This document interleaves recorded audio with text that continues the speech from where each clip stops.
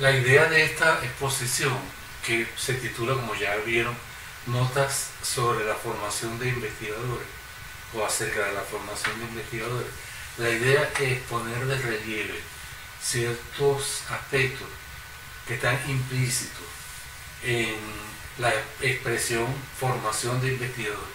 Fíjense, primero, si entendemos la formación de investigadores como un proceso, ya por ahí podemos empezar a imaginar que ese proceso tiene implícito una gran cantidad de factores que superan, van mucho más allá que la simple expresión formación de investigadores. Uno a veces habla muy alegremente de formación de investigadores como si fuera algo pues sencillo, pero una cuestión de una sola pieza. Resulta que cuando decimos formación de investigadores, la cantidad de cosas que están implícitas allí, que están involucradas allí es enorme.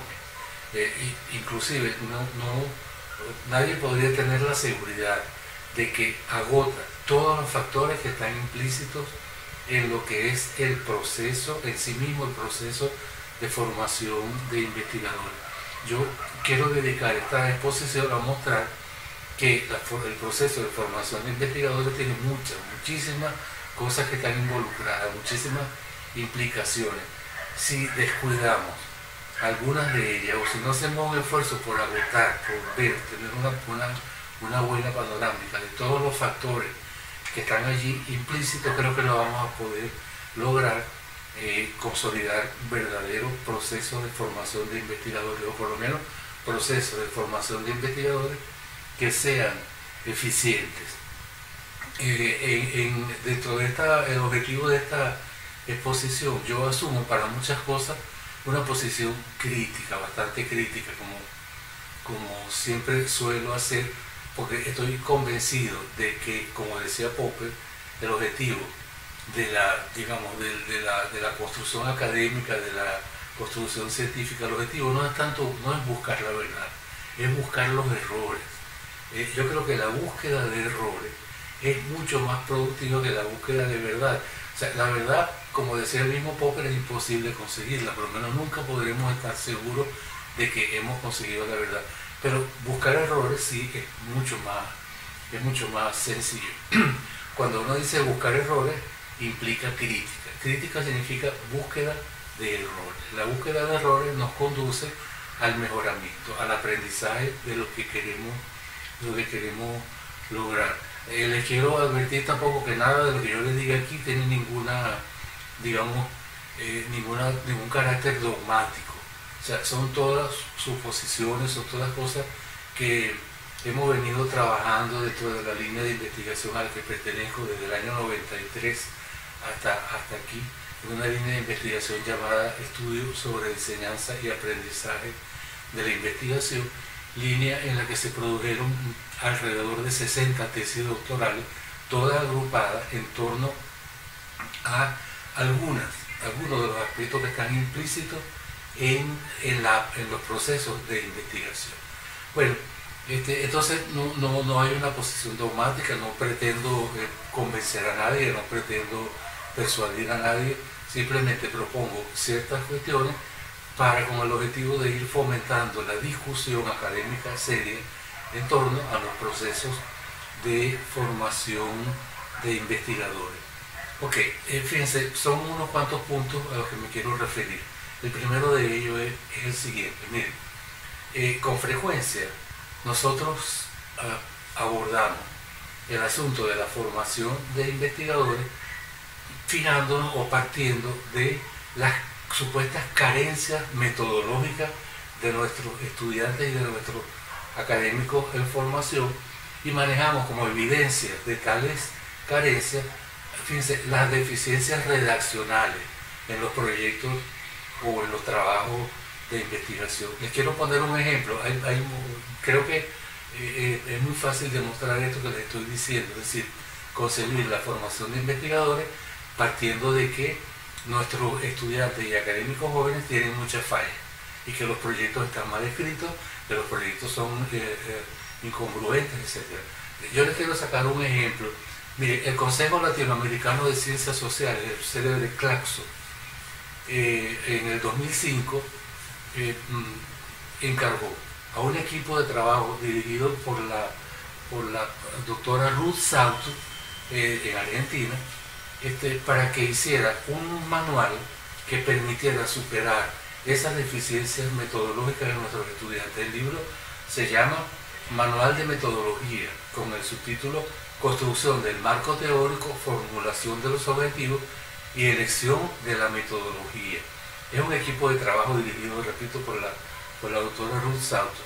En el prólogo del libro, que está hecho por el profesor Atilio Borón, en el prólogo se dice, fíjense, se dice lo siguiente: hay un diagnóstico irrefutable, dice él, y es la preocupante debilidad teórica y metodológica cada vez más evidente en la producción de científicos sociales, sobre todo, más no exclusivamente, en las jóvenes generaciones, que se expresa, fíjense bien, en proyectos de investigación incoherentes, en formulaciones imprecisas y en un irritante desorden argumentativo. El desorden argumentativo irrita a los expertos. A partir de tan inquietante constatación, sigue diciendo textualmente, decidimos solicitar la ayuda de la autora senior de este libro, la doctora Ruth Salto, para que con su equipo, etcétera, nos ayudara con un manual que, digamos, que compensara estas deficiencias. Fíjense, él añade, ¿no? Según lo observaron distinguidos jurados internacionales que a lo largo de este periodo dictaminaron sobre los 1.500 proyectos procedentes de toda América Latina, una proporción creciente de los mismos presentaba graves e insoslayables dificultades que impedían su aprobación. En su gran mayoría eran proyectos de investigación muy interesantes por la temática escogida, fíjense bien, pero severamente menoscabados por sus evidentes limitaciones a la hora de fundamentar teóricamente la relevancia y la pertinencia de la problemática y la estrategia metodológica adoptada para aportar la evidencia empírica necesaria para la realización del proyecto. Hasta ahí llega la cita esta que les quiero traer a colación para que ustedes vean cómo aquí el supuesto básico es que nuestros pobres estudiantes y académicos jóvenes hacen proyectos muy malos, que no satisfacen a los expertos. Y sobre todo esos proyectos son malos porque metodológicamente no sirven. Metodológicamente, perdón. Ok, fíjense, el problema con esto es que la formación de investigadores, si se centra solamente en las fallas de tipo metodológico, entonces ya por allí empezamos a darle a los procesos de formación de investigadores una visión de tipo metodológico. De hecho, el manual que él propone es un manual de metodología. Bueno, en unos momentos hablaremos de los libros de metodología, de los manuales o textos de metodología. Mientras tanto, lo que me interesa es resaltar que fíjense que, como les decía, ese es un libro de metodología. Estaba orientado a subsanar todas las deficiencias de los estudiantes, de los investigadores jóvenes y de los estudiantes, las deficiencias en materia de presentación de proyectos y trabajos de investigación. Eso fue en el 2005. Si ese libro de metodología hubiera cumplido su propósito, ya no habría ni en los países adscritos al Claxo, ni en ningún país de Latinoamérica que usó ese libro, ya no habría deficiencias. Pero sabemos muy bien, y si se hiciera un análisis, volveríamos a ver, porque de hecho en todos nuestros países latinoamericanos hay siempre, todavía ahorita, en 2017, hay siempre la queja de que nuestros estudiantes tienen escasa formación en investigación, de manera que la visión metodológica y ese libro de metodología de la investigación no resolvió el problema, lo cual significa que esa vía no es decir, partir de digamos, de las dificultades o de las incapacidades de nuestros estudiantes para redactar proyectos y trabajos de investigación, partir de eso me parece que no es un buen planteamiento. Ahora fíjense, ligada a la concepción metodológica de la formación de investigadores, que podríamos llamarla así, la concepción metodológica, está también asociada, totalmente vinculada, la visión escolarizada. Fíjense que, de hecho, miren, si volvemos a la cita anterior, el prologuista del libro dice una proporción creciente de los mismos, es decir, de los proyectos de investigación de toda América Latina, presentaba graves e insoslayables dificultades que impedían su aprobación. Fíjense que él habla de aprobar o no aprobar, la típica visión escolarizada. Es decir, él no habla de que un proyecto de investigación que tenga deficiencia pudiera ser mejorado. Él no plantea reajustes en los trabajos, que es una manera de aprender que me parece a mí invalorable. O sea, uno aprende mucho más en la medida en la que uno haga un primer trabajo, a alguien con cierta experticia le sugiera reajustes, uno haga los reajustes, uno mismo se convenza de que los reajustes funcionan y poco a poco uno va, digamos, aprendiendo. Pero si a mí me reprueban un trabajo porque según estas grandes autoridades,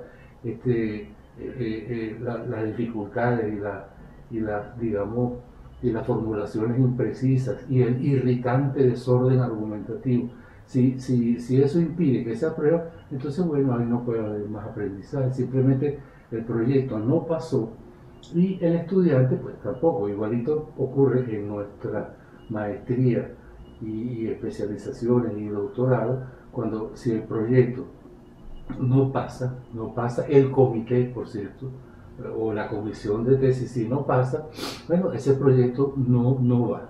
O sea, no hay nadie que ofrezca las posibilidades de reajustar eso de manera de ir logrando un aprendizaje. Pero fíjense, eso que les digo es todo para sintetizarle lo nefasta que es la visión metodológica que está inexorablemente asociada a una visión escolarizada o escolar de la investigación. Pasemos ahorita, fíjense, a lo que son los libros y manuales de metodología, que digamos es el instrumento básico del enfoque metodológico y escolarizado en la formación de investigadores. Miren, yo no quiero extenderme en este asunto porque hay mucha tela que cortar, hay mucho que decir, pero los grandes problemas de los manuales de metodología es que, fíjense, siempre, en todos los casos, los manuales de metodología están constituidos por un conjunto de recetas que no tienen argumentación de base, de recetas que son totalmente gratuitas, como se dice en lógica, es decir, tú tienes que admitirlo. Son imposiciones que están fundamentadas en aquella viejísima falacia de lo que los antiguos llamaban ex autoritate o magister dixit, es decir, si lo dijo el maestro debe ser así. Entonces, los libros de metodología se van copiando unos de otros, los más nuevos se copian de los más viejos, pero repitiendo siempre las mismas recetas, las mismas imposiciones que fueron formuladas sin ninguna fundamentación. Fíjense que esa es la diferencia entre un enfoque epistemológico y un enfoque metodológico. El enfoque epistemológico es básicamente argumentativo, basado en razonamiento. El enfoque metodológico es básicamente prescriptivo, es decir, normativo. Los libros de metodología son conjuntos de normas que además nadie puede discutir. Ahora, lo grave de eso es que los libros de metodología están asociados a el aula de clases, están asociados a seminarios de investigación, a cursos de investigación, que por cierto ahorita lo diferencian en investigación cuantitativa e investigación cualitativa, pero vienen siendo los mismos cursos de metodología típicos del aula de clase y dirigidos por profesores que rara vez investigan. Es decir, profesores que no son investigadores, pero que sin embargo pretenden enseñar a investigar. Es decir, colaboran ellos en la promoción de normas, prescripciones y recetas que deben ser obedecidas sin más, sin argumentación. Miren, le quiero citar solamente uno o dos ejemplos de la falla que tienen los libros y los manuales de metodología de la investigación, o que tiene la formación de investigadores concebida bajo un enfoque metodológico y escolarizado. Miren, si ustedes se fijan, hay un problema que es típico en todos los manuales de investigación, y es el problema de los tipos de investigación. Fíjense, para que yo pueda hablar, digamos, con propiedad de tipo de cualquier cosa, yo debo obedecer las reglas lógicas de la clasificación. Las reglas lógicas ya están previstas. Las reglas lógicas, por ejemplo, una de ellas dice que las clases en que se desagrega una cierta propiedad o una cierta característica, esas clases, ninguna de ellas debe quedar por fuera una vez que se clasifican. Si yo digo, por ejemplo, que los animales son vertebrados e invertebrados, ahí no hay ninguna clase me queda por fuera. Pero si yo digo, como en el famoso cuento de Jorge Luis Borges, que los animales del emperador se dividen en animales con pelo, animales sin pelo, y los animales del emperador, obviamente que estoy dejando por fuera un montón de clases de animales, por eso esa clasificación no me sirve. Otra regla de clasificación es que entre las clases no debe haber solapamiento, es decir, no debe haber dos o más clases que se superpongan, que no tengan una distinción, que no tengan una separación discreta entre ellas. Hay varias reglas de clasificación, no quiero extenderme en eso, pero por ejemplo, fíjense, en nuestros países latinoamericanos, a nuestros estudiantes se les pide que digan qué tipo de investigación es el que tienen planificado. El estudiante se ve obligado entonces a recurrir a las clases de investigación que pregonan los libros de metodología, todas las cuales están, digamos, contravienen las reglas de la clasificación. Por ejemplo, fíjense una de alguien bien famoso y muy utilizado en nuestras ciencias sociales, que es Habermas. Habermas, claro, él habla de una caracterización de la ciencia, pero en realidad eso puede entenderse como una clasificación de la ciencia y de la investigación. Él dice que hay investigaciones o ciencia empírico-analítica que él mismo dice, las identifica como el positivismo y dicen que tienen un interés técnico. Y después habla de las ciencias o de las investigaciones histórico-hermenéuticas, cuya metodología es la hermenéutica y que él dice que tienen un interés práctico. Y finalmente habla de las ciencias o investigaciones sociales críticas o críticos sociales. Pues.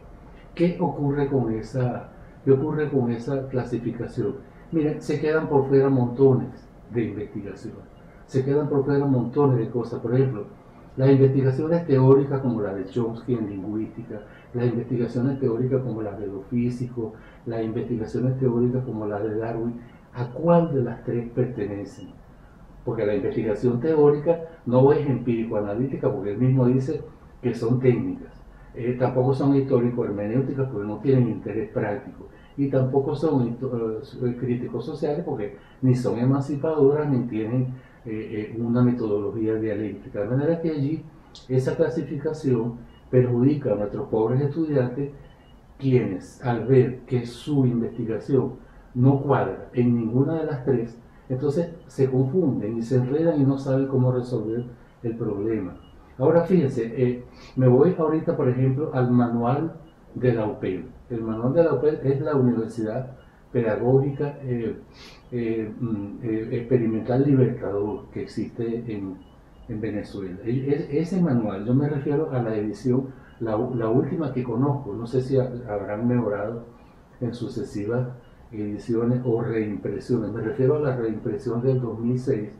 Entonces dice, por ejemplo, miren, los trabajos de grado, de especialización y de maestría y las tesis doctorales pueden realizarse siguiendo cualquiera de los paradigmas o enfoques de investigación propios de las disciplinas en los que se ubique la temática escogida. ¿Cuál es el supuesto? Que cada temática corresponde a un paradigma o a un enfoque epistemológico. Es decir, dada una cierta temática, hay debajo de esa temática uno solo enfoque epistemológico o un solo paradigma que dé cuenta de esa temática. Es como si dijéramos, si yo quiero trabajar, por ejemplo, la mecánica clásica, yo tengo que fundamentarme en el enfoque de Newton, que es un enfoque empirista inductivista. Yo no podría ubicarme en el enfoque de Einstein, que era racionalista deductivista. Es decir, ¿dónde está el error? El error está en pretender confundir enfoque de investigación con temática.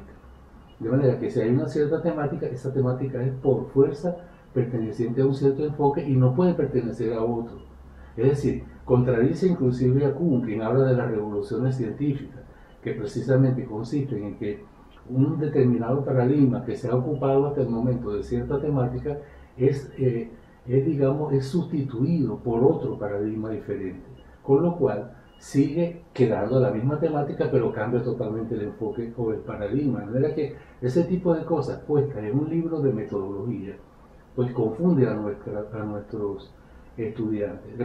Luego dice, volviendo a los tipos de investigación, lo clasifican en lo siguiente, dice, investigación de campo. Entonces dice, el análisis sistemático de problemas en la realidad, con el propósito, bien sea de describirlos, interpretarlos, de entender su naturaleza y factores constituyentes, explicar sus causas y efectos o predecir su ocurrencia. La investigación de campo, a su vez, viene subclasificada. Puede ser de carácter exploratorio. Díganme ustedes qué investigación no es exploratoria. Díganme ustedes qué investigación no hace exploraciones. Entonces dice, puede ser exploratorio, descriptivo, interpretativo, reflexivo, crítico, explicativo o evaluativo. Esas son las investigaciones de campo.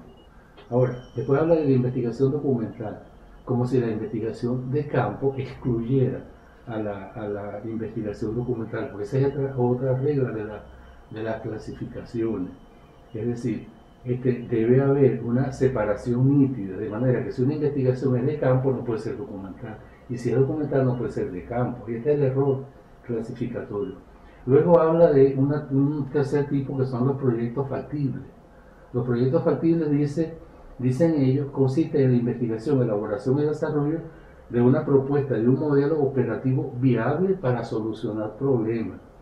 Es lo que siempre se ha llamado investigación tecnológica o investigación aplicativa. De hecho, la ciencia tradicionalmente y convencionalmente la conciben en ciencias básicas y ciencias aplicadas. ¿Qué son las ciencias aplicadas? Justamente eso, la elaboración de sistemas que permitan controlar el mundo. Pero para ellos son proyectos factibles. Ahora díganme ustedes, un proyecto que no sea factible también cuenta aquí. O sea, si tú dices proyectos factibles, pues estás admitiendo los proyectos no factibles, cosa que es semánticamente contradictoria, pues. Y luego están los proyectos especiales. En fin, hay una gran cantidad de cosas en las que no quiero abundar por no alargarme aquí, pero me gustaría que ustedes se dieran el trabajo de analizar los manuales de metodología y en general lo que es la concepción metodológica curricular de la investigación, para que vean el daño que les hacemos a nuestros jóvenes estudiantes. De manera que si queremos formar investigadores, si lo hacemos sobre una base metodológica escolarizada, no los estamos formando, los estamos deformando. De hecho, ya sabemos que el niño nace con capacidad investigativa casi innata, pero es la escuela y son después las clases de metodología las que le quitan la vocación investigativa al niño. Hay muchas otras cosas que se pueden mencionar aquí en esta formación de investigadores bajo un enfoque metodológico y escolarizado. Está, por ejemplo, mire, el problema de la certificación de los miembros de jurado. ¿Cómo sé yo, cómo me consta a mí que el jurado que me asignaron, que los miembros de ese jurado son de verdad expertos? ¿Hasta qué punto esos jurados tienen la suficiente certificación para poder evaluar mi trabajo? ¿Cómo sabemos eso? Porque el criterio es, y lo dicen los documentos, el criterio es que para tú ser jurado de un trabajo de grado, tú debes tener mínimo el mismo título al cual aspira el participante. Eso es lo único que piden. Pero no piden ni que tú hayas hecho investigación en el área, ni que tú seas un investigador. Para ser jurado, me parece a mí, tú tienes que ser un investigador. Tú no puedes ser jurado, por ejemplo, de una tesis doctoral si en tu vida solamente has hecho 2 o 3 investigaciones. Eso me parece realmente contraproducente y dañino hacia nuestro tesista. Luego están, fíjense, el problema de los evaluadores de investigación, los miembros de esos famosos comités de tesis y comisiones de tesis, que los nombran allí. Y claro, ese es un cargo burocrático, pero ellos lo ven como si fuera un cargo académico, en fin, como si ellos se la supieran todas, como si ellos supieran más que todo el mundo. Los miembros de un comité de tesis o de un comité académico, ellos juran y perjuran que por haber sido nombrados en un cargo burocrático ya ellos saben mucho más que los tutores y que los tesistas. Y eso es lo absurdo de una concepción escolar. Hay algunas universidades, miren, donde se ha llegado a distinguir entre el asesor metodológico y el asesor de contenido. Miren, como si un experto en contenido no fuera al mismo tiempo un experto en los métodos bajo los cuales se produjeron esos contenidos.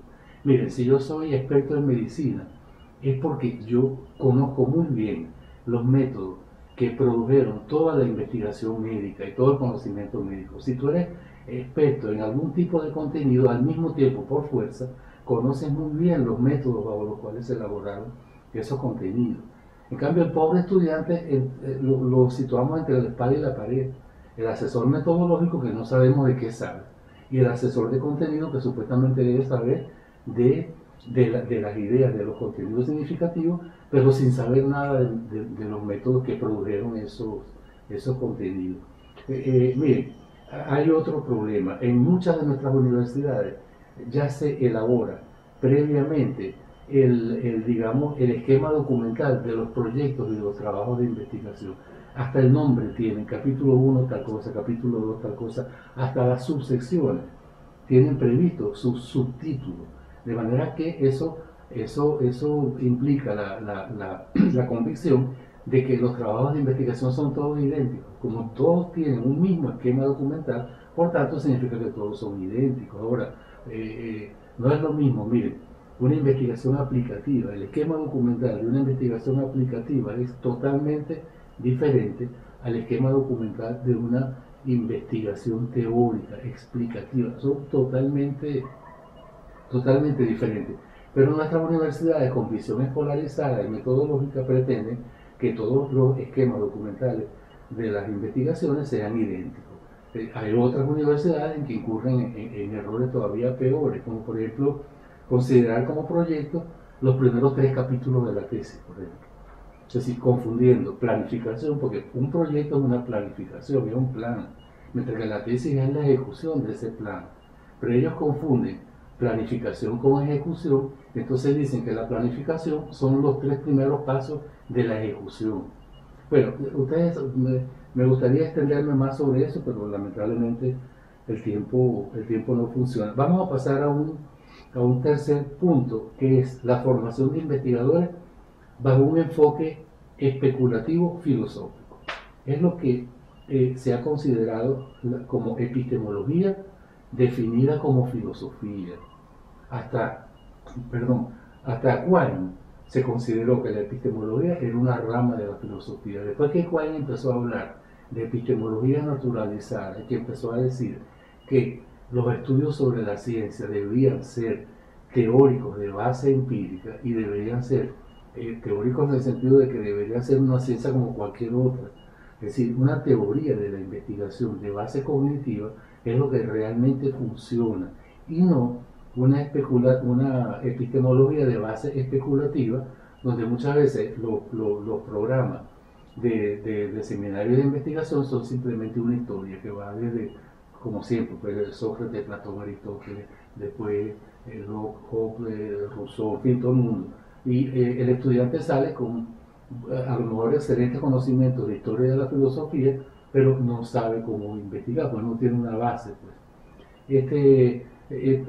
Vamos a dejar eso hasta allí para luego profundizar y para seguir adelante vamos a pasar a un tercer punto, a un cuarto punto, que es la formación de investigadores bajo un enfoque charlatán, que yo siempre he llamado cantinflérico. Es decir, cantinflérico porque Cantinflas es un personaje al cual yo personalmente admiro mucho, porque él usó la estrategia de las palabras rimbombantes y el lenguaje complicado para poder sortear dificultades. Como a la gente no le gusta quedar por ignorante, cuando él salía con su discurso todo enrevesado, pues la gente se quedaba callada por temor a quedar como ignorante. Entonces hay mucha gente en el mundo académico que utiliza esa misma técnica caricaturizada por Cantinflas para hablar, para proponer investigaciones, pero en realidad es un enfoque que más bien resulta charlatán. Y eso, mira, no lo digo yo, no es porque lo diga yo, eso lo ha dicho una gran cantidad de gente. Miren, aquí tienen, por ejemplo, los físicos Sokal y Brigmo. Tienen un libro que se llama Imposturas Intelectuales. Y allí tienen por lo menos 4 características de lo que es ese lenguaje charlatán, cantinflérico. ¿Ve? Hablar prolijamente de teorías científicas de las que en el mejor de los casos solo se tiene una idea muy vaga. La táctica más común es emplear una terminología científica o pseudocientífica sin preocuparse demasiado de su significado. Una segunda estrategia característica es incorporar a las ciencias humanas nociones propias de las ciencias naturales sin ningún tipo de justificación empírica. Luego, una tercera característica es exhibir una erudición superficial lanzando sin el menor sonrojo una avalancha de términos técnicos en un contexto en el que resultan absolutamente incongruentes, dicen ellos. Y luego manipular frases sin sentido. Él dice que se trata de una verdadera intoxicación verbal combinada con una soberana indiferencia por el significado de las palabras.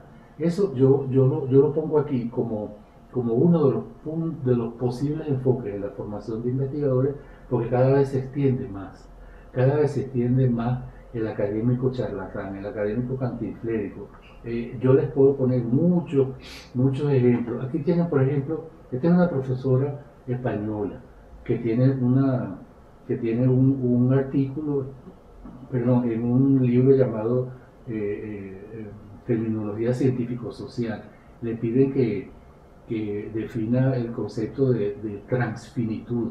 Y miren con lo que sale, con cosas así: romper la linealidad del tiempo antropomórfico, que le costó a Zaratustra de Nietzsche. En fin, ahí en la pantalla pueden ustedes leer esa cita y verán que no se puede entender nada.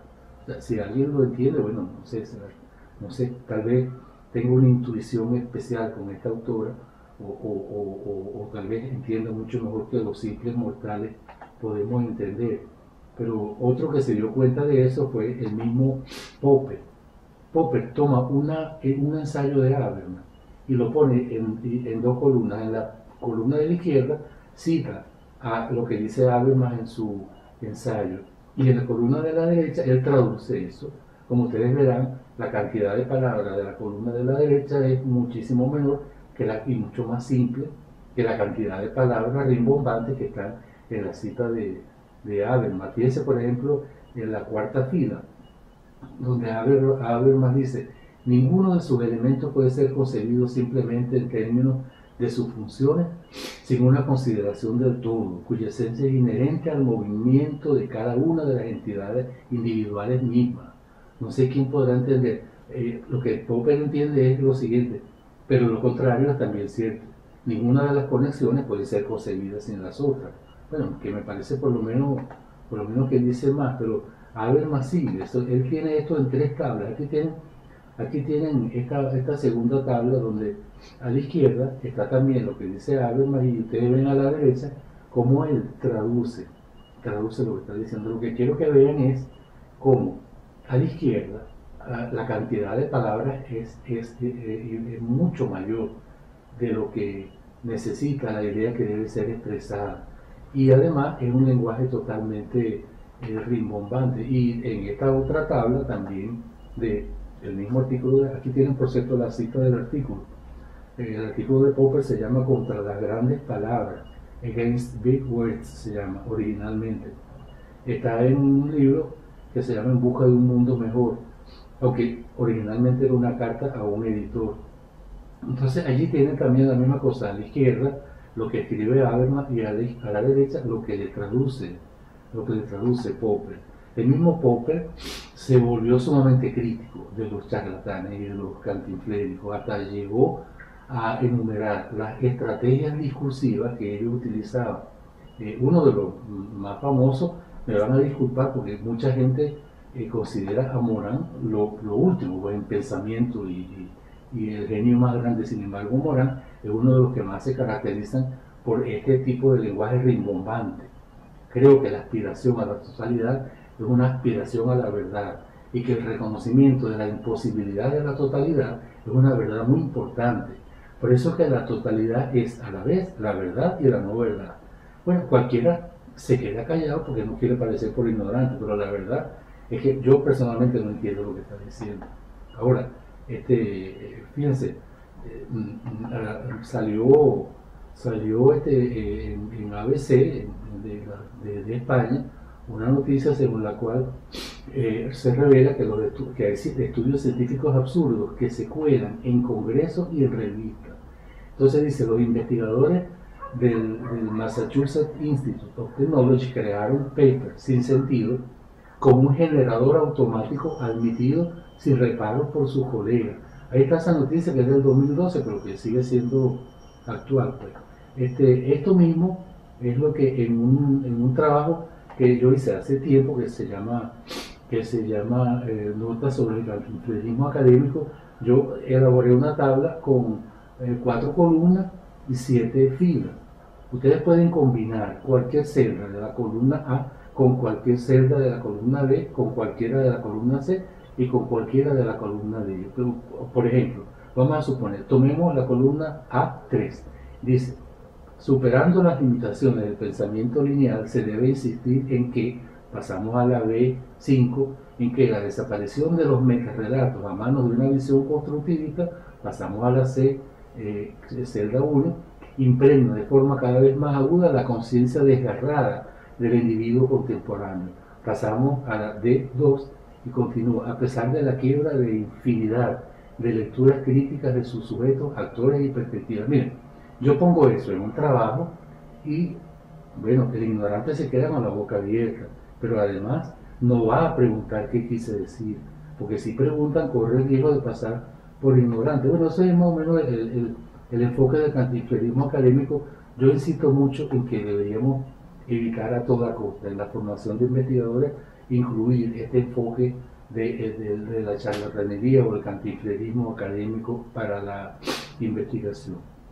Ahora miren, un punto quinto que me parece importante en estas notas.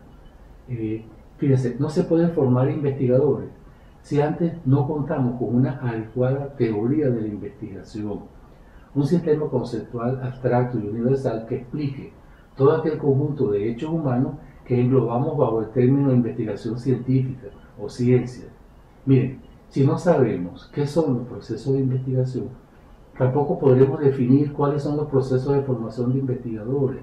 Ven, ese es uno de los problemas, que muchas veces asumimos proyectos de formación de investigadores sin antes asumir proyectos de definir y de explicar qué cosa es la investigación. Miren, si al estudiante que queremos formar como investigador no le hacemos comprender bien qué cosa es la investigación, porque nosotros mismos no lo sabemos, ese proceso está viciado desde el principio. Hay, por ejemplo, 2 cuestiones básicas en esto. Miren, la primera es, no hay una sola manera de investigar, ni tampoco existe la mejor manera de investigar. En materia de investigación no se puede andar con proselitismo, ni con imposiciones, ni con publicidad, como hacen los políticos. Pero aquí no se puede, aquí yo no puedo estar convenciendo a los demás de que el mejor método de investigar es el nuevo paradigma de la no sé qué y no sé qué. No, yo tengo que esperar a que los estudiantes definan su propio estilo de pensamiento y sobre esa base escojan lo que más les conviene. Miren, el asunto de los estilos de pensamiento lo definió un médico llamado Ludwig Fleck. Él fue el que usó por primera vez la expresión estilo de pensamiento y se refería justo a eso, a que las personas tienen estrategias privilegiadas para procesar información y para manejar problemas. Pues. Entonces, de acuerdo a eso, las personas tienen personalidades cognitivas diferentes. Y de allí se pasó al asunto de los enfoques epistemológicos.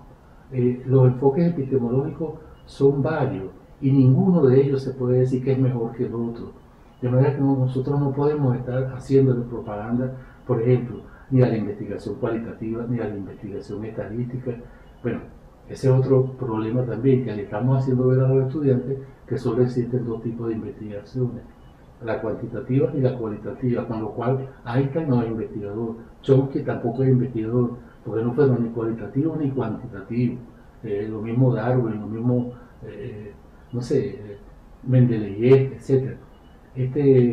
Otra cuestión es que en materia de investigación existen los famosos programas de investigación, cada uno con sus distintas fases diacrónicas. Los programas de investigación, también lo dijo Fleck, el de los estilos de pensamiento.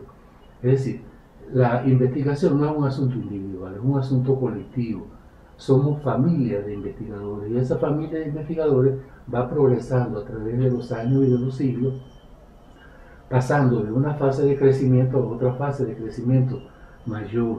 Eso es algo que nosotros no solemos explicarle a nuestros futuros investigadores. Nuestros investigadores tienen que ser formados sobre la base de programas de investigación y de fases diacrónicas también. Ahora, fíjense, hay una antepenúltima cuestión que me interesa mucho, es que, fíjense, no puede considerarse la formación de investigadores como un asunto concerniente solo al individuo que desea formarse. Ese asunto concierne también y sobre todo a los individuos responsables de dicha formación y por encima de eso a la organización responsable. Nosotros no podemos formar investigadores si nosotros mismos no lo somos o no tenemos credenciales para esa empresa de formación. Ahí está el problema que me refería antes de los jurados de comités de tesis, pero además tenemos que definir los espacios organizacionales para la formación de investigadores. ¿Cuáles van a ser esos espacios? Van a ser los programas de posgrado, van a ser, no sé, algo así como la línea de investigación, van a ser los semilleros de investigación que tienen en Colombia, van a ser programas independientes. O sea, el espacio organizacional para formar investigadores tiene que ser también definido. Y aquí entramos en lo que son los aspectos organizacionales en la formación de investigadores.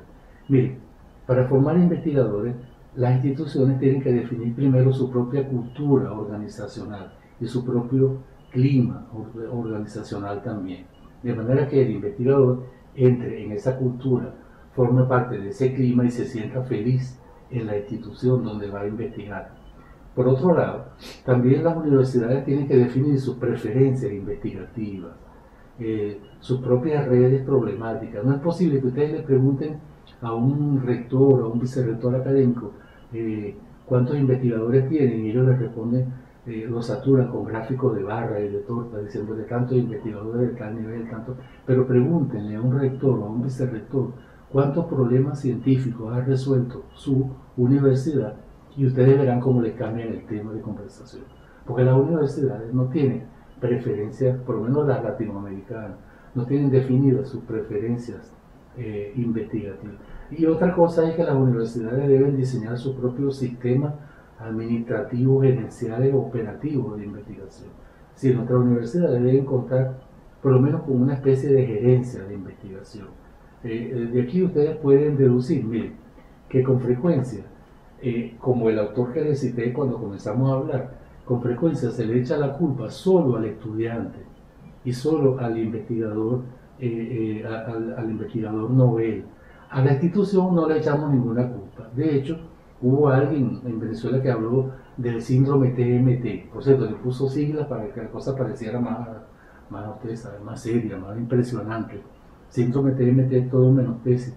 La culpa se la achaca como un síndrome al pobre estudiante, pero no consideran que las universidades en los posgrados no comienzan trabajando la tesis que va a hacer el estudiante, sino que comienzan con unos ciclos de semestres de asignatura y de asignatura, y al final, cuando terminan todos los créditos académicos, es cuando él tiene que dedicarse a hacer su tesis, cuando ya no tiene compañeros, cuando ya está solo en su casa, cuando no tiene con quién consultar ni con quién compartir.